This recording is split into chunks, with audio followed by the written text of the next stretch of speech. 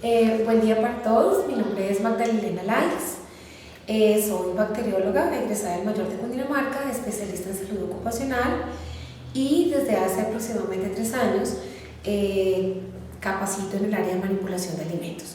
Hoy vamos a hablar de un tema muy importante que es la contaminación.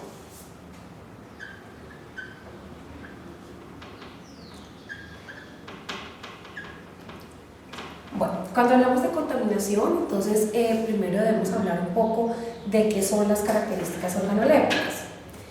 Las características organolépticas son todas aquellas características que percibimos de los alimentos a través de nuestros sentidos.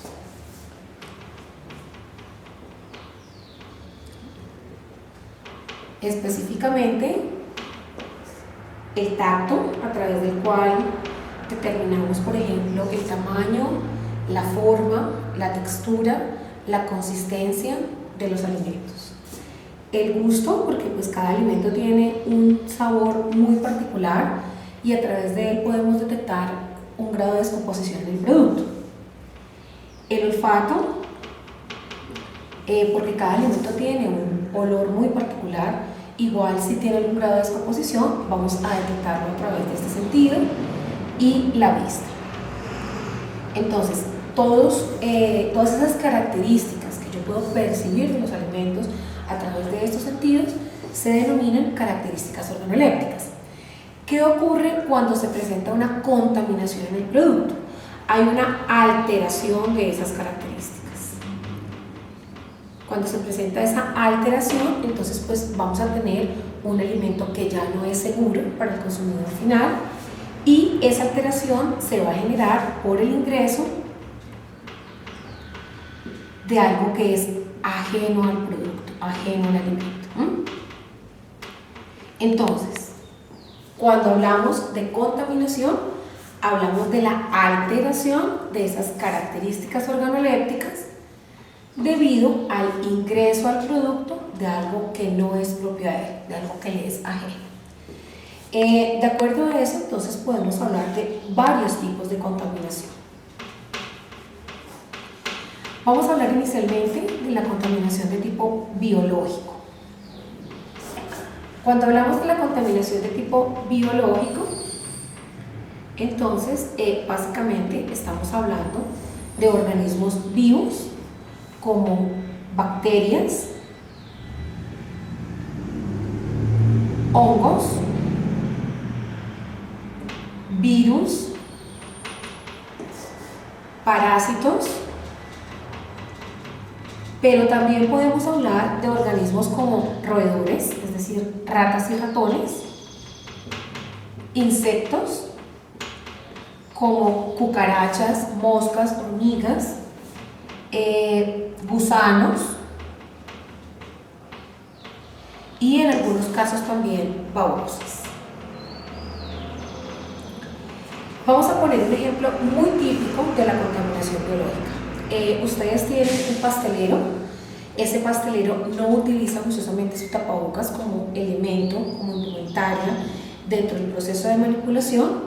Estando resfriado, de pronto ese pastelero tose, estornuda accidentalmente sobre el alimento, lo cual hace que las bacterias que puedan estar alojadas en la faringe, en la garganta, lleguen desde el manipulador hasta el alimento. Ahí tendríamos una contaminación biológica muy clara. Digamos que para el común de la gente, las bacterias, los hongos, los virus y los parásitos son entidades iguales. Hoy vamos a verificar que eso no es así y que cada uno de estos organismos es completamente diferente. ¿Qué es lo importante a tener en cuenta en relación a las bacterias? Primero que todo, su tamaño. Digamos que de alguna manera para nosotros es muy grave como manipuladores el hecho de que las bacterias sean tan pequeñas. Su tamaño oscila entre 0.5 y 5 micrómetros, lo cual hace que sean microscópicas, es decir, que nunca las vamos a poder ver a simple vista. Otra cosa grave en relación a las bacterias es el estado de latencia. ¿Qué es el estado de latencia? Cuando yo manipulo mal un alimento, hago una mala práctica de manipulación, Las bacterias llegan desde el manipulador hasta el producto y de alguna manera, si no encuentran las condiciones adecuadas para reproducirse, van a generar una protección en la bacteria, que es una espora, una cápsula que las va a proteger. Esta espora, digamos que va a permanecer cerrada hasta tanto el consumidor final no ingiera el producto alimentario. La bacteria junto con el alimento llegue al intestino, comienza su proceso reproductivo y se genera la enfermedad transmitida por alimentos. Por tanto, en un estado de latencia no tendremos cambios en las características organolépticas, lo cual hace que ni el manipulador ni el consumidor final pueda detectar algún tipo de alteración. Otra característica de las bacterias que debe importarnos a los manipuladores es su forma de reproducción. Las bacterias se reproducen de forma asexual por un mecanismo de fisión, donde realmente lo único que hace la bacteria es, como bacteria generadora, duplicar su material genético, y en esa duplicación que hace el material genético genera a través de una invaginación, es decir, que el citoplasma de la bacteria se mete hacia adentro y luego se separa, generando un individuo completamente nuevo y genéticamente igual a la bacteria generadora. Como este proceso es tan rápido, cuando las bacterias tienen unas condiciones adecuadas en el medio, yo podría tener inicialmente 10.000 bacterias en un alimento que fácilmente en 7 horas se convertirían en 1.000.000. ¿Qué condiciones requiere una bacteria para reproducirse en un alimento? Existen varias condiciones muy importantes. Primero, hablamos de la temperatura. Cuando hablamos de la temperatura, entonces es importante tener en cuenta que las bacterias se comportan de forma distinta frente a los diferentes rangos de temperatura. Yo puedo tener una bacteria entre 10 y 60 grados centígrados y digamos que para la bacteria sería su zona de replicación ideal y para nosotros manipuladores sería nuestra zona de peligro.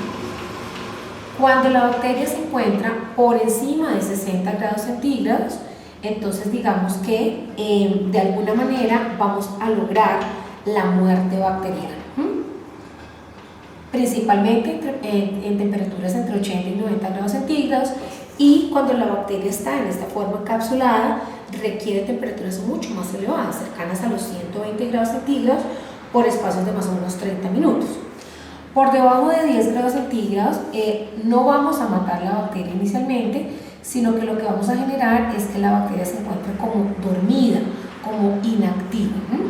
Entonces, de alguna manera, es por eso que, primero que todo, no podemos mantener alimentos en descongelamiento a temperatura ambiente, porque fíjense que la temperatura ambiente estaría en este rango y generaríamos proliferación de las bacterias en el producto. Tampoco podemos congelar y descongelar productos. ¿Por qué? Porque entonces la bacteria que estaba en ese estado de inactividad fácilmente se activará y iniciará su proceso reproductivo. Otra condición muy importante en relación a la reproducción y crecimiento bacteriano es el oxígeno. Digamos que hay algunas bacterias que requieren del oxígeno y otras que no requieren del oxígeno para poder vivir.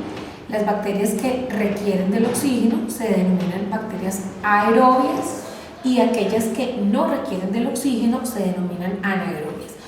Por esa condición podemos tener el crecimiento de algunas bacterias en alimentos enlatados, en alimentos empacados al vacío, donde hay ausencia de oxígeno, por ejemplo.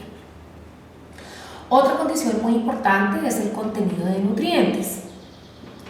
Entonces, acordémonos que entre más nutritivo, entre más enriquecido sea un sustrato, la bacteria tendrá unas mejores condiciones para reproducirse en el producto.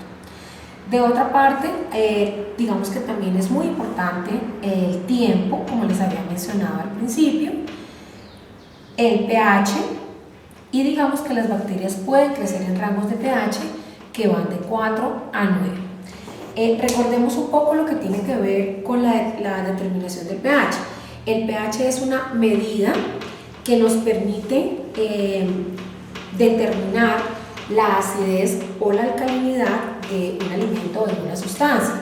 Y recordemos que ese pH se mide en una escala que va del 0 al 14, cuyo punto neutro es el 7. Y fíjense que teniendo las bacterias un rango de crecimiento entre 4 y 9, pues tendríamos dos líneas de crecimiento, una ácida y una alcalina. Cuando los productos están por encima de 7, se denominan alimentos alcalinos o sustancias alcalinas o básicas. Y cuando su rango de pH va de 0 a 7, son ácidas. Fíjense entonces que si hablamos de un pH en el que las bacterias crecen, que es de 4 a 9, tendríamos un lapso ácido y un lapso alcalino, pero digamos que con mayor facilidad las bacterias van a proliferar en pHs alcalinos, es decir, de 7 hasta 9. Por eso, cuando ustedes tienen, por ejemplo, un alimento no ácido como una guayaba o una hortaliza, fácilmente ese alimento se descompone por acción del crecimiento bacteriano. Bueno, vamos a hablar un poco también de lo que compete a los hongos, porque ellos pueden crecer en los alimentos, pueden contaminar los alimentos. En relación a los hongos, entonces, es importante tener en cuenta que hay, digamos a grosso modo, 3 grupos de hongos que nos interesarían en alimentos, que son los mohos, las setas y las levaduras. Cuando hablamos de los mohos, estamos hablando entonces de esas estructuras lanosas, algodonosas, que pueden crecer fácilmente sobre el alimento, de color negro, por ejemplo en la papaya, de color verde, de color azul en el pan, de color rosado también, de color blanco. Las setas serán todas aquellas estructuras que tengan forma de sombrilla. Fíjense entonces que dentro de ese grupo encontraríamos, por ejemplo, una seta comestible muy común, que es el champiñón, o una variedad del champiñón, que es el portobelo. En relación a las levaduras, digamos que las utilizamos sobre todo en los procesos de fabricación de panadería, de pastelería y en la fabricación de cerveza. ¿Cómo se reproducen los hongos? Los hongos se reproducen por un mecanismo asexual que se denomina gemación. En ese mecanismo de la gemación, entonces digamos que simplemente el hongo generador duplica su material genético y forma lo que llamamos una gema o yema, que queda inicialmente pegada a la célula madre y que finalmente, cuando ya está completamente madura, se desprende para dar origen a un individuo completamente nuevo y genéticamente idéntico al hongo generador. ¿Qué necesita un hongo para reproducirse en un alimento? Básicamente calor, humedad y obscuridad. Por eso entonces, digamos que una alacena tendría todas las condiciones ideales para el crecimiento de un hongo. Vamos a hablar ahora un poco de los virus, porque los virus también pueden de alguna manera contaminar los alimentos. Y cuando hablamos de los virus, entonces es importante tener en cuenta que los virus son mucho más pequeños que las bacterias. Su tamaño se mide en nanómetros, regularmente van de 10 a 300 nanómetros. Por eso ni siquiera los podemos ver con microscopios de rutina, sino necesitamos microscopios electrónicos para poderlos observar. Digamos que de alguna manera los virus no se reproducen en el alimento. El virus utiliza el alimento como un transportador. Simplemente él llega hasta el producto y estando en el producto, en el momento en que el alimento es ingerido por el consumidor final, y en el proceso digestivo el virus busca su célula diana, su célula a la que es correspondiente, para realizar así el proceso de replicación viral. Recordemos que los virus realmente son parásitos celulares. Supongamos que yo tengo el virus de la hepatitis A Entonces, la célula que le es correspondiente será la célula hepática. Entonces, digamos que de alguna manera el virus se fija a la estructura celular, ingresa el material genético para transformar así el material genético de la célula hepática. Finalmente, la célula es quien comienza a hacer el proceso de replicación, generando pedacitos de virus, partes de los virus, y digamos que de alguna manera, cuando ya los virus están formados, están completos en la fase final de la replicación, la célula se rompe y libera grandes cantidades de virus ya formados, que son los que saldrán a parasitar otras células. ¿En qué tipo de productos podemos encontrar los virus? Carnes crudas principalmente, hortalizas y verduras regadas con aguas contaminadas o también en las aguas contaminadas. Cuando hablamos de la contaminación biológica, pues no podemos olvidar los parásitos, porque ellos también son causantes de este tipo de contaminación. Digamos que lo importante a tener en cuenta con los parásitos es que se va a presentar en esa relación de parasitismo un huésped y vamos a tener un parásito. Los huéspedes de alguna manera pueden ser huéspedes definitivos o huéspedes que llamamos temporales. En el huésped definitivo, pues vamos a encontrar la forma adulta del parásito, mientras que en el huésped temporal solamente vamos a encontrar el parásito en una de sus formas de su ciclo de vida. Por ejemplo, para el caso del atenio, el huésped definitivo será el hombre, porque aquí ya encontramos la forma adulta, y el huésped intermediario temporal será el cerdo o el jabalí, donde realmente lo que vamos a encontrar es la larva del atenio. ¿Qué otra cosa es importante a tener en cuenta con los parásitos? Pues que regularmente en esa relación de parasitismo, el que se ve afectado es el huésped, ya que el parásito pues obtiene de él todos los nutrientes que necesita para llegar hasta su forma adulta. En el parasitismo, digamos que es muy frecuente la contaminación del alimento desde el manipulador contaminado a través de un ciclo que llamamos ano, mano, boca, que se inicia cuando el manipulador contaminado va al baño, se hace el aseo, pero digamos que no se lava las manos antes de salir del baño, estando las heces del manipulador en sus manos junto con los huevos del parásito. Al tener el contacto directo con el alimento, contamina el producto de forma biológica directa y digamos que de alguna manera ese ciclo se cierra cuando el consumidor final ingresa el alimento a través de la boca o el mismo manipulador ingiere el alimento. Bueno, digamos que de alguna manera también los roedores como ratas y ratones pueden generar contaminación de tipo biológico sobre los alimentos.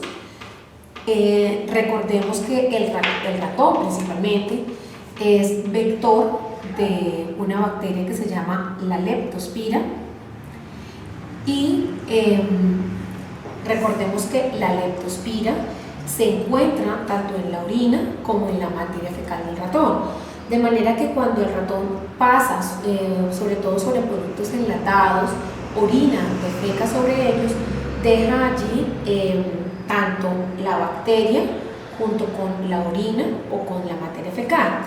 Cuando el consumidor final ingiere la leptospira, pues obviamente generará una enfermedad que se llama la leptospirosis, que es muy grave y que requiere de un tratamiento con un antibiótico muy específico y de forma intravenosa para que pues podamos digamos salvar al paciente. Otra cosa que se debe tener en cuenta es la contaminación por parte de los insectos. Entonces recordemos que se denominan plagas todos esos tipos de animales, incluyendo los insectos, que de alguna manera dañan, de alguna manera deterioran o contaminan los alimentos. Digamos que básicamente aquí tendríamos lo que son las moscas, las cucarachas, que también podrían llegar a generar contaminación sobre el producto, y las hormigas principalmente. Recordemos que cuando hablamos de las moscas y las cucarachas, realmente la contaminación se produce cuando estos insectos, a través de sus vellosidades que están llenas de bacterias, se posan sobre el alimento y generan una contaminación biológica sobre él. Las hormigas contaminan el alimento a través de una sustancia que genera, que se denomina el ácido fórmico, que llega desde el insecto hasta el producto. Finalizamos aquí entonces lo que tiene que ver con contaminación biológica como tal, y vamos a pasar a otro tipo de contaminación, que es la contaminación química. Cuando hablamos de la contaminación química, entonces es importante tener en cuenta que esta contaminación puede ser generada por sustancias de tipo químico, y que básicamente la contaminación química puede ser de dos formas: natural y adicional. Cuando hablamos de la contaminación natural, entonces estamos hablando de una toxina que puede tener o puede contener el producto alimentario, y que, digamos, la tiene o la contiene de forma natural. Es el caso, por ejemplo, de la quinoa.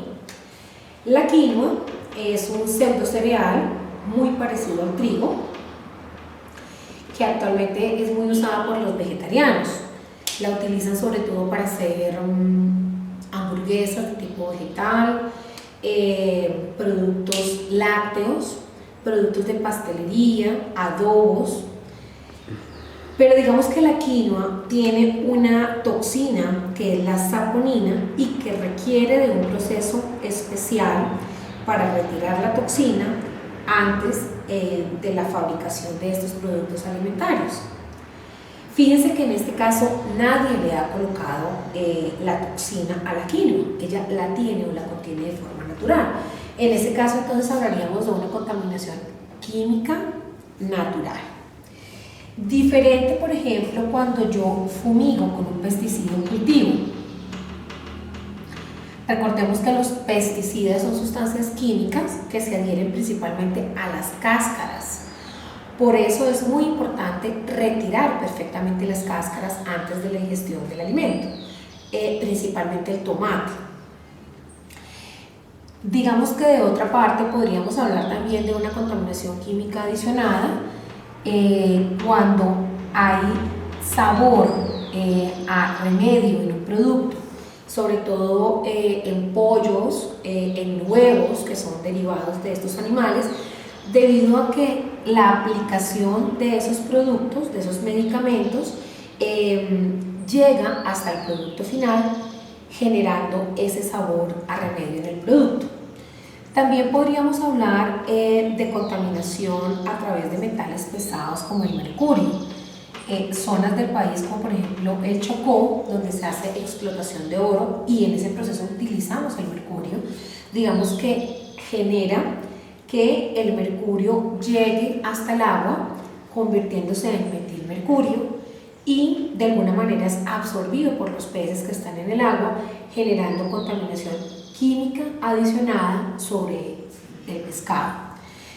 También puede generarse esta contaminación química adicionada sobre los cultivos que se rieguen con aguas contaminadas por mercurio. Detergentes y desinfectantes también pueden causar contaminación química. Cuando yo, por ejemplo, almaceno en espacios muy pequeños detergentes y desinfectantes muy cerca de otros productos como el pan, por ejemplo, se han dado cuenta que el pan queda con un sabor a jabón, un olor a jabón. Estaríamos entonces hablando de una contaminación química adicional. Vamos a hablar ahora un poco de lo que compete a la contaminación física.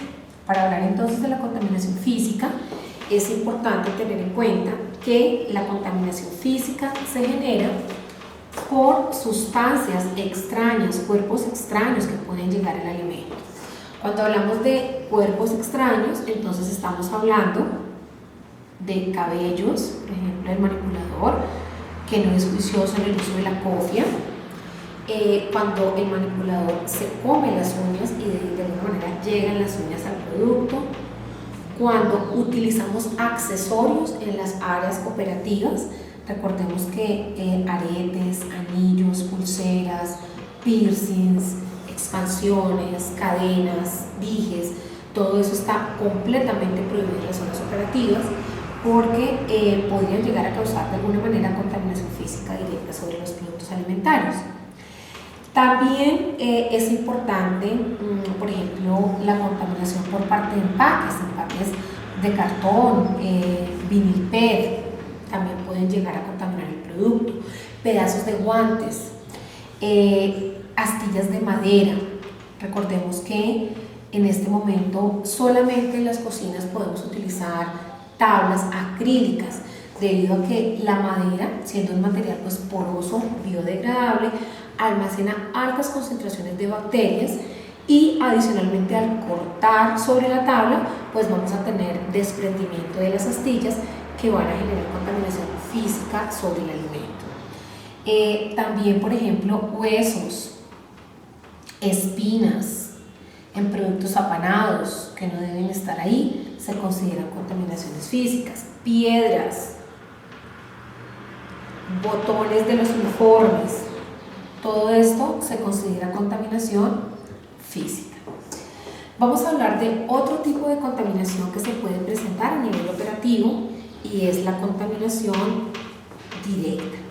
Cuando hablamos de la contaminación directa, estamos refiriéndonos entonces a cualquier tipo de contaminante que pueda venir desde el manipulador y llegar hasta el alimento. En este caso entonces, en una contaminación directa, hablaríamos por ejemplo de un manipulador que se corta en el proceso operativo. Entonces fíjense cómo en este caso tendríamos una doble contaminación. Primero de tipo biológico, porque la sangre es un fluido biológico altamente contaminante, pero miremos que también la contaminación sería directa, porque la sangre proviene del manipulador. El cabello, de alguna manera, también sería una contaminación física directa. Las uñas serían físicas directas. El botón que viene del uniforme sería físico directo.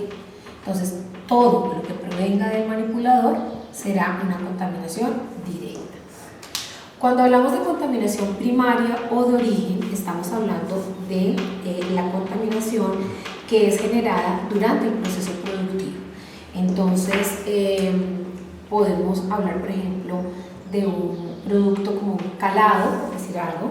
Cuando yo abro ese calado, esos calados, ese paquete de calados, y encuentro un cabello dentro del producto. Entonces fíjense que ahí tendríamos primero una contaminación física, porque el cabello sería un contaminante físico, directo porque viene del manipulador, pero digamos que realmente ese producto se contaminó durante el proceso de fabricación. Cuando hablamos entonces del proceso de fabricación o de producción del producto, estamos hablando de una contaminación primaria o de origen. Y para finalizar vamos a hablar de la contaminación cruzada. La contaminación cruzada se presenta con muchísima frecuencia en nuestras cocinas y es realmente cuando nosotros tenemos un alimento contaminado que de alguna manera a través del contacto o de algunos utensilios contamina un producto que está libre de gérmenes, que está completamente inocuo. La contaminación cruzada con mayor frecuencia se presenta de tres formas. La primera, cuando compartimos las tablas y los utensilios de corte. Supongamos entonces que yo tengo una tabla y sobre esa tabla voy a cortar un pescado. Este pescado está contaminado y entonces fíjense cómo si yo corto un producto procesado como el queso, por ejemplo, sobre esa misma tabla y utilizando este mismo cuchillo, pues voy a generar una contaminación cruzada porque voy a contaminar el producto que está libre de gérmenes y así se lo voy a entregar a mi consumidor final. También se puede presentar cuando hacemos un almacenamiento inadecuado en las neveras, es decir, que mezclamos alimentos crudos con alimentos cocidos, estando el alimento crudo contaminado sobre el alimento cocido. Entonces, de alguna manera, exuda ese producto, digamos, agua con sangre sobre el producto que está libre de gérmenes y lo contamina. También se puede presentar a través de las manos del manipulador, porque recordemos que las manos del manipulador pueden estar completamente limpias, pero si entra en contacto con un producto contaminado, las contamina, y si no las lava o si no utiliza su guante en los procesos de manipulación, lo que va a ocurrir es que esas manos contaminadas, al entrar en contacto con un producto procesado o listo para consumo, lo contaminan y generan, digamos, contaminación sobre ese producto que se va a entregar al consumidor final. Para resumir, entonces, vamos a decir que en manipulación de alimentos tenemos 6 tipos de contaminación. Contaminación biológica. Dijimos que principalmente puede estar generada por bacterias, hongos, virus, parásitos, insectos, roedores. Contaminación física, que es generada por partículas extrañas en el alimento. Principalmente son cabello, uñas, empaques, accesorios, botones. Contaminación química, que es generada por productos de tipo químico, y recordemos que esta puede ser natural o adicionada.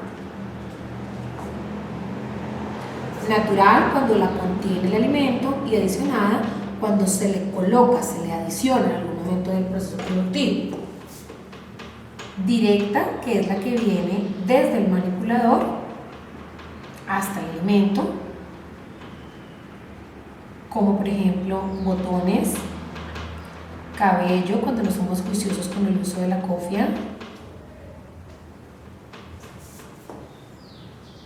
primaria de origen cuando el producto se contamina en la fase productiva, en la producción, en la fabricación,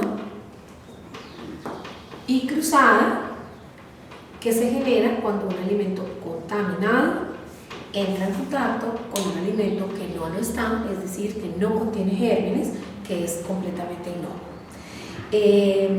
Agradezco su tiempo para acompañarnos el día de hoy en este tema tan importante y los invito a visitar nuestra página manipulaciondealimentos.colombia.com. Gracias.